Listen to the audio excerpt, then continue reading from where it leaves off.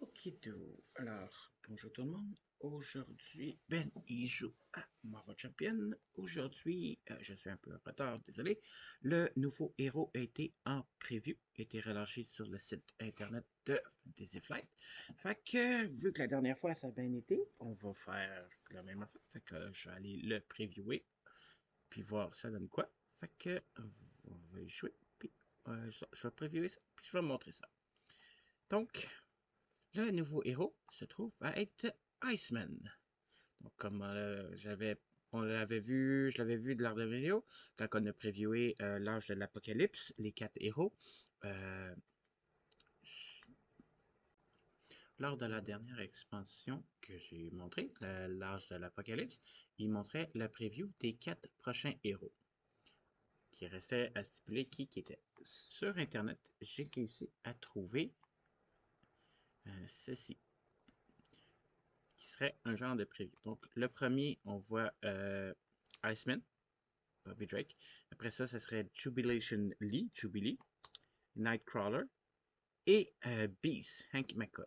Fait que, est-ce que c'est des rumeurs? Est-ce que c'est quelque chose de confirmé? Je sais pas, mais ça fit vraiment aux, euh, aux images ici. Donc, le premier héros, c'est Iceman. Iceman, voici le héros le plus cool de l'équipe. Membre fondateur d'X-Men et farceur de l'équipe, Bobby Drake a découvert son pouvoir de mutant de générer du froid et de manipuler la glace alors qu'il est jeune adulte. Il rejoint blablabla. Je ne vais pas lire ça. Je vous laisse découvrir, mettre sur pause si vous voulez. Moi, je vais juste regarder les cartes. Donc, Iceman. Donc, Bobby Drake. Bobby Drake a 4 de récupération, qui est quand même bon. C'est un mutant. Bobby Drake commence la partie avec 6 upgrades, donc 6 améliorations. Frostbite. Les Frostbite, c'est des engelures sur le côté. Ça va être intéressant. Donc, cool off, donc se rafraîchir.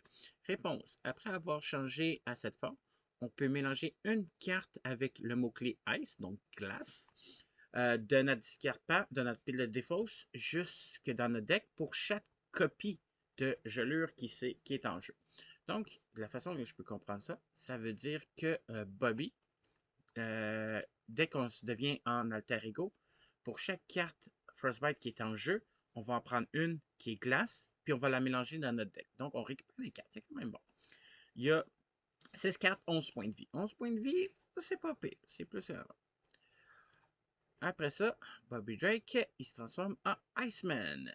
Il y a le mot-clé Ice, donc glace, c'est un X-Men. 1 de manigance, 2 d'attaque, 2 de défense. Freeze, donc gel. Interruption. Quand Iceman fait une attaque ou une défense de base contre un ennemi, on lui attache une copie de Frostbite, de engelure sur cet ennemi-là. Donc, Frostbite, c'est quoi ça? Frostbite, donc c'est une amélioration qui ne coûte rien, qui n'a pas de coût en bas, donc on ne peut rien faire avec. C'est sur le côté, on la met en jeu, puis après ça, elle retourne là. C'est permanent, donc il n'y a rien qui peut l'enlever. C'est une condition glace. L'ennemi attaché a moins de manigance et moins 1 d'attaque. Ouh, ça peut être le fun, ça. On met ça sur le vilain qui a 1 attaque plus une carte de boost. Ça fait qu'il attaque juste avec des cartes de boost. Attaque-réponse. Après que l'ennemi attaché s'active ou quitte le jeu, on remet cette carte-là à l'autre côté. On en a juste 6. Donc, ça va être bon. Ça veut dire à chaque fois que je fais une attaque, je mets cette carte-là en jeu sur le méchant. Puis la prochaine fois que le méchant s'active ou quitte le jeu, donc le premier qui arrive, cette carte-là retourne dans sa pile. C'est bon. C'est vraiment le fun d'affaiblir le méchant. Attaque Iceman. Donc ça, j'avais montré. Utiliser le nez gelé pour attaquer qui est statique, combiné grâce à la capacité des cartes comme Frozen Solid. Donc, gelé solide, encastré dans de la glace. C'est une condition glace. On peut seulement la jouer quand on est en héros. On l'attache à un ennemi, un par ennemi maximum. Ça comprend. Une amélioration qui coûte 3. Quand l'ennemi attaché s'active, on défausse gelé solide à la place. Et après ça, on y attache une copie de engelure. Donc, on empêche une activation d'un vilain pour 3, c'est excellent. Je veux dire, cette amélioration qui coûte 3, tu t'empêches le vilain de s'activer. C'est super bon. C'est merveilleux. Ice Wall, on a le mur de glace. C'est un support qui coûte 4 ou qui est cher. Mais, interruption forcée. Quand une identité voudrait prendre un montant de dommages d'une attaque, on place les dommages ici à la place. Et s'il y a au moins 8 dommages ici, on défausse cette carte et on y attache une copie de engelure à l'ennemi qui a juste attaqué. Donc, c'est ce que c'est. C'est un mur de glace. C'est une protection qui va empêcher 8 dommages de faire. Donc, ça peut être une protection, genre, il ne reste pas beaucoup de points de vie. On ne veut pas aller en alter ego parce que si on va en alter ego, le méchant va s'activer puis il va gagner la game. Donc, il faut rester en héros. Ça fait une protection pendant qu'on joue des cartes pour essayer de se guérir ou gagner la partie. C'est intéressant. Et Arctic Attack, donc attaque arctique, c'est un événement qui coûte 2. C'est une attaque glace super pouvoir. C'est une action de héros attaque. On choisit, on fait 4 dommages à un ennemi et on lui attache une copie de engelure. Ou on y fait 6 dommages à un ennemi qui a justement un engelure dessus. Ouh, ça va être là. Donc c'est 4 ou 6 dommages, tout dépendant de s'il y a déjà une carte engelure dessus. Ça va être bon. Il peut complètement verrouiller les ennemis. La prochaine pierre maintenant. Concentrer la menace plus puissante. Riguer, déclencher une explosion de glace. Donc, explosion de glace. C'est un glace super pouvoir. Donc, d'après moi, toutes ces cartes ont le mot-clé glace. On choisit en tant qu'action héros, qui coûte 3. On choisit un joueur. On attache une copie de engelure au vilain et à chaque sbire engagé avec ce joueur. Après ça, on fait 3 dommages à chaque ennemi qui a une copie de engelure. Ça peut être excellent. Genre, on est pogné avec beaucoup de sbires engagés avec nous. Paf! Ils ont tout engelure. On leur fait trop de dommages. Ils partent tout du board. Donc, on vient de réduire le plateau des méchants. C'est excellent. Sa perception. Explosion de gaz sans endommager plusieurs ennemis de fois. Peut faire plus qu'un segment des ennemis. Sa perception cryocinétique. Donc, précision, c'est un super pouvoir amélioration. Celui-là, il n'y a pas le mot-clé glace. Après qu'on résout notre action freeze, donc gel, on peut épuiser cette carte-là pour piger une carte. Si cette carte a le mot-clé glace, on redresse Iceman. Donc, ça nous permet de piger une carte et se redresser justement là. Puis l'habilité de freeze, c'est justement après avoir fait une attaque ou défendre, on y met une engelure. Donc, ça va être excellent. Transformation, son gel, capacité de coup, il peut générer des clones de neige. Donc, des clones de neige, c'est son allié spécifique à lui, qui coûte 2. Il ne peut pas activer pour de la menace, de la manigance. Mais il peut attaquer à 2 en prenant un dommage. Puis il y a une petite étoile ici, à 2 points de vie. Donc, c'est quelque chose de bon. Coûte 2 pour 2 points de vie qui attaque de 2. Il ne peut pas avoir d'amélioration attachée. C'est ça qui fait du sens. Tu ne peux pas le booster, ça serait bien. Quand que le clone de glace, mange un dommage substantiel de moins s'il attaque un ennemi avec Frostbite. Donc, tu veux faire une engelure à un méchant pour que le clone de glace, il reste en vie pour lui faire 2 dommages pour éviter de subir son attaque, son dommage substantiel. Donc, c'est très bon, c'est excellent. Blablabla, sa pression, son clone de neige. Combat à côté de sa signature Ice Slide. Donc, la glissade de neige, de glace. C'est un Ice. Iceman a plus 1 manigance, plus 1 attaque, plus 1 défense.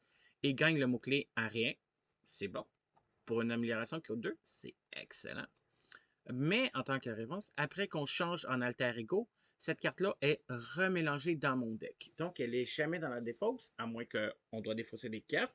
Mais elle, tu la mets en jeu, on devient plus puissant. Puis si on s'en va en alter ego, elle retourne dans notre deck. Donc, on a plus de chances de l'avoir plus vite. C'est excellent. Blablabla, signature Iceland, le cœur de bouffe statistique. Ça fait ceinture de puissance. Donc, ceinture de puissance, c'est un item tech. Ça donne 3 points de vie. Oh, ça va être bon, ça. Action de héros, on épuise la ceinture de puissance en générant une ressource de Joker pour une carte avec le mot-clé Ice, glace. C'est très bon, ça. Ça nous permet justement de jouer des cartes avec le mot-clé glace plus vite. Grâce à cette puissance des cartes. Et lui, il arrive avec ce que je peux voir, agression. Donc, il commence avec un allié à Shark Girl. C'est Yara dos Santos. Elle n'a aucune manigance. 2 d'attaque avec une petite étoile. Un allié coûte 2 à 2 points de vie. Quand elle attaque, quand elle est attaquée, quand elle est attaquée, elle attaque un ennemi, elle a plus 1 attaque pour chaque amélioration que cet ennemi a. Donc, elle peut devenir vraiment puissante, tout dépendant des ennemis qui ont beaucoup d'améliorations, qui genre, attachent au vilain. Elle peut attaquer vraiment fort. Excellent, c'est pas pire. Blablabla, il y a des améliorations, telles que ou Super Sync Fire. Donc, Super Sync Fire, donc feu suppressif, attache à un minion, un sbire, un par sbire. Quand on attaque et on défait le sbire, on se soigne de 2 points de vie. Oh! Une admiration qui coûte 0 en plus. Ça va être bon justement avec le mur de glace de Iceland. Tu fais une attaque, tu défais, tu bats un minion, tu regagnes 2 points de vie. Ça te permet de se soigner. Ça va être très bon. C'est très utile ça dans le deck agression, justement, regagner des points de vie tout en restant en héros pour faire le plus de dommages. Lorsqu'elle blablabla, tandis qu'Iceman peut utiliser un mouvement surprise. Mouvement surprise, qui est un événement qui coûte 1, c'est une tactique. Euh, Quand on fait une attaque de base avec un ennemi qui a une amélioration d'attaché, on a plus de attaques pour cette attaque. Puis si on bat, on vainc l'ennemi, on redresse notre héros. Donc, en plus de gagner plus d'attaques, si on le bat, on redresse notre héros pour refaire une autre attaque. Le deck agression vient de gagner un méchant boost, méchante amélioration. Frapper l'ennemi, préparer la place, résolution de problème. On regarde pour des problèmes. Un événement qui coûte 0. C'est un héros, c'est un manigance. On défausse des cartes du top du deck de rencontre jusqu'à temps qu'on défausse un sbire. On met ce sbire engagé avec toi. On enlève 3 menaces sur la manigance principale. Oh, ça aussi c'est bon là. Je veux dire, ça dans le deck de Thor agression, il y a un sbire qui est engagé avec toi. On pige 2 cartes, puis on va pouvoir l'attaquer plus. Ça va être excellent. Pour supprimer la menace principale, il y a un plan du côté joueur. Maintenez la pression. Donc, manigance de joueur.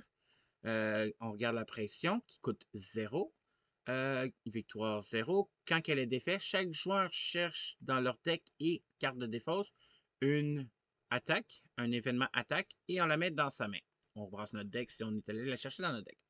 Jusqu'à la fin de la phase, donc la phase que cette manigance-là a été vaincue, chaque événement d'attaque donne un dommage additionnel. C'est des événements. Ça, c'est spécifié des événements. C'est pas ton attaque de base. Il faut que ce soit des événements d'attaque qui gagnent plus un dommage. À 2 par joueur, ça va être quelque chose qui est résolu quand même assez vite. Pour trouver un événement d'attaque comme prends ça. Prends ça. Un événement qui coûte 3, un attaque, héros, attaque. On fait 7 dommages à un ennemi qui a une amélioration d'engagé. Ça, c'est le seul petit downside que je trouve de cette carte-là, c'est qu'il faut qu'il y ait une amélioration. Donc, si le vilain, il n'y a pas d'amélioration, alors tu ne peux pas vraiment faire ça. Mais ça reste quand même bon. Ce qu'on peut voir, Iceman, il donne avec son gelure, en gelure, il donne, qui est une amélioration, Frostbite, aux méchants. Ça peut être intéressant. Puis, on a aussi, comment il s'appelle déjà? Cyclope, qui donne des améliorations aux méchants. Donc, ça peut être intéressant. Après ça, Sauron. Ouh, ça vient avec un vilain. Donc, Sauron. Sauron, c'est un ptérodactyle. Brotherhood des mutants. 2 manigances, 2 d'attaque, 6 points de vie. Urk. Quand il est révélé, donc quand il est montré, on cherche le deck de rencontre et la pelle de défausse pour un drain de vie, l'attachement, et on la révèle. S'il sort en tant que boost, il soigne 3 dommages au vilain qui s'active et il donne une statue de tenace.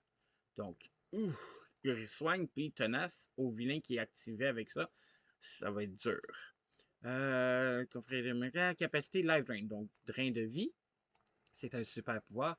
On l'attache au spire avec le plus grand point de vie imprimé, spécifique imprimé. Il s'active contre toi. S'il n'y a aucun minion aucun spire qui essaie de s'activer, on gagne renfort, donc on va être remplacé par un autre. Interruption forcée.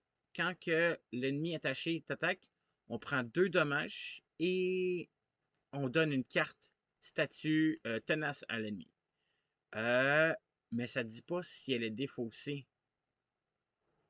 Oh. Elle prend 2 dommages et donne à l'ennemi une carte de statue tenace. Puis ça reste là. Oh, ça va faire mal, ça. Faut battre l'ennemi pour pouvoir se défausser de ces cartes-là. Ses victimes, on a aussi l'œil de Sauron. L'œil de Sauron, quand il est révélé, on défausse les 2 cartes du dessus de ton deck. 3 si Sauron est en jeu. Pour chaque ressource défaussée, on fait le following. Donc, pour un éclair, on place une menace sur la manigance principale. Pour un mental, on défausse une carte de ta main. Pour un point, on fait un dommage à ton identité. Puis pour un joker, on épuise un personnage qu'on contrôle. Ouh, ça va faire mal, ça. On l'aime pas, Sauron. Sauron tombe. Non, vous pouvez faire preuve de prudence quand que Sauron vit. Sauron vit, une manigance annexe. Le docteur Lycos a absorbé l'énergie mutant et été transformé en Sauron terrifique. Lorsque défait, le joueur qui a défait cette manigance cherche le deck de rencontre et la défausse pour Sauron.